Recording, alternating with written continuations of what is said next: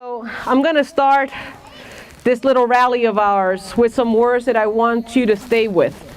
When I won my race of mayor, I asked the beautiful poet Annette Billings to help do a poem that would really exemplify how I feel and I wanted to lead. Luckily, she had already written it. And it says, "What you allow lingers. What you invite stays." Oops. Give me just a second. It died. It's just not saying it. And all lingers.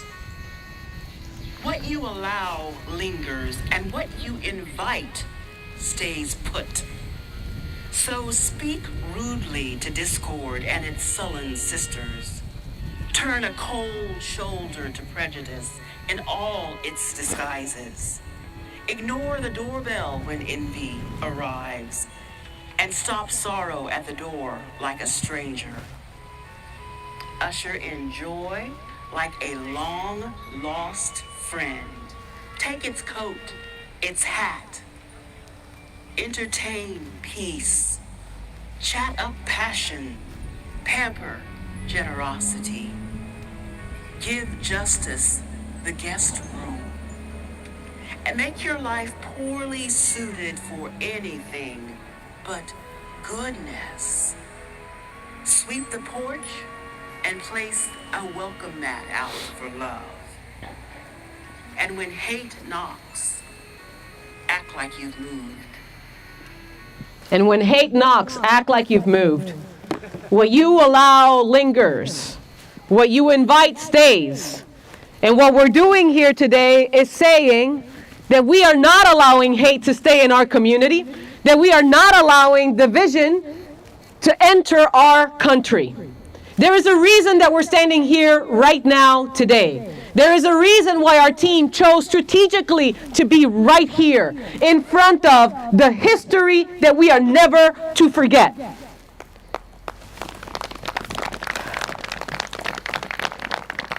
I was told that this was probably going to be one of the nastiest election cycles that I've ever seen. What I didn't think was that if I acted with dignity, humility, and respect and integrity, I thought that people would actually follow. Because if you don't feel like you're going to be attacked in your character, you would not do that to somebody else. Well, I think we all know that I was wrong.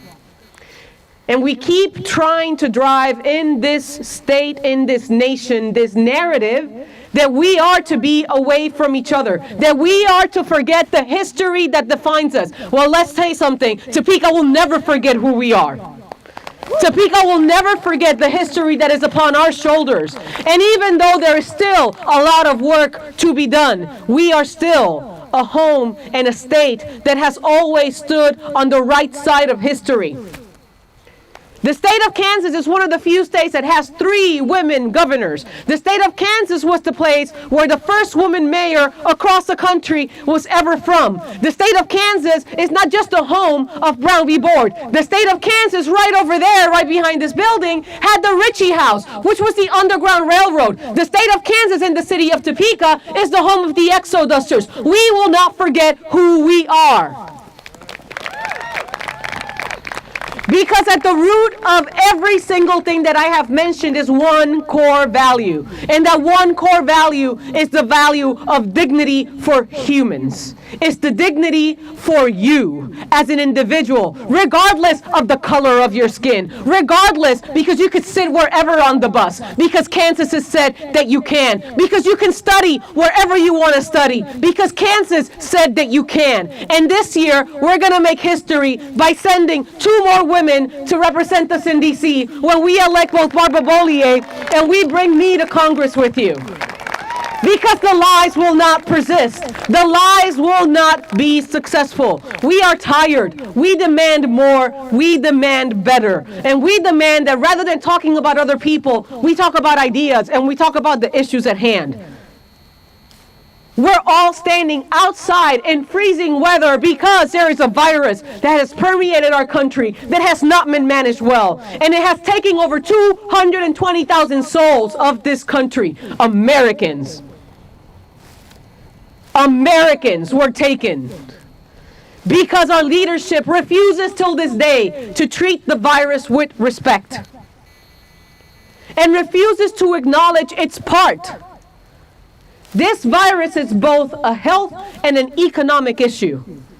And we need leadership that will accept the science, leadership that will accept the responsibility, and leadership that will work with everybody across the aisle. Because make no mistake, last I checked, this virus is neither a Democrat or a Republican. And neither are the masks.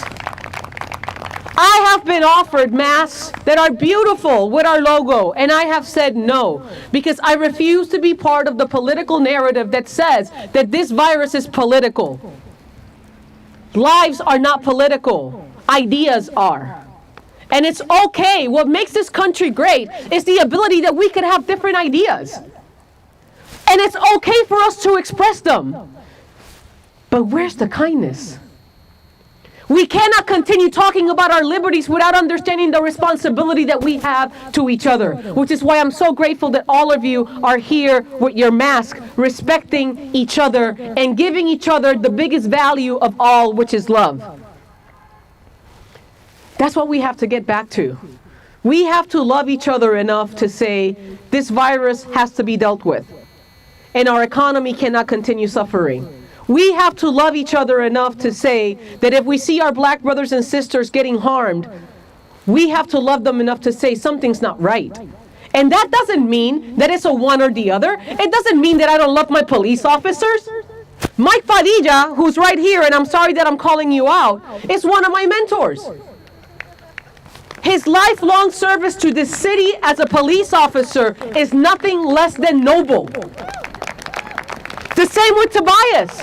Guess what? Everybody's saying he doesn't like the police. He's a chaplain for the police department. Because we love our police officers, and because we want something better for them and for us. The value is safety. Don't ever let yourself be fooled into the one or the other narrative. We have to love each other enough to understand that our farmers are struggling. They're not able to sell their crops or their cattle for a value of the price that it took for them to take care of it. Because we entered into negotiations that went south, and we never once considered expanding the trade lines for our farmers. And that we stand celebrating, oh yeah, no, we are doing things right. No, the deficit keeps growing. And by the way, if you're going to talk about deficits, let's talk about they really are. It's an economic term. Countries have different things that they're good at, and they trade. But for some reason, the narrative in this country in the last few years has been that one thing is good and the other is bad, when we're forgetting the fact that we're dealing with people and issues that matter to people. We cannot continue in this route. And I brought you all here to remember that we can still stand. Even when it's scary, even when it's difficult, for the right thing.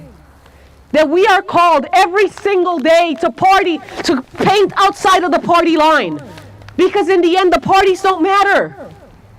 It doesn't matter what party you're from. It only matters that you're a human and that most of our people are struggling. We have our children. We're right in front of a school. Our children locally are struggling to keep with school because they don't have access to the internet.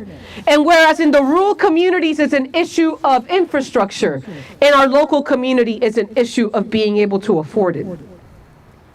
And we should not be struggling with that.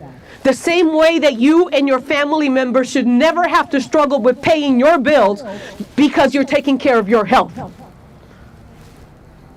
I've heard of so many people that are telling me that they forego their medication. I was one of them. Because they can't afford it.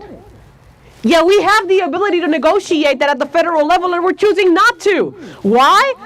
Because the people that we're electing are being paid on by the industry. That's why I am not taking a cent of corporate dollars. I actually returned the check that I received to say thank you so much for your support, but I can't. Because the only people that are going to tell me how to vote when I'm in the halls of Congress is you, not a corporation. It's time that we remember that, like Lincoln said, this government was made by the people, for the people. Let's reclaim back the values that make our country what it was. A country that looks at our neighbor in pain and says, here's my hand, let me help you up. A country that says, bring me your tired, and says, I will wrap you up in a coat and help you and feed you until you get back on your feet. That's who we are. And this election, this is what's at stake. It's not about sending ugly flyers of my friend that are senseless and don't talk about the issues. It's not about creating campaigns of fear and division. And if you notice, I'm talking about the issues that matter to us: education, health, the economy, and the virus. And the one thing that you will not hear me do is talk ill about my opponent, because it shouldn't matter. What matters is the issues and how we want to represent you.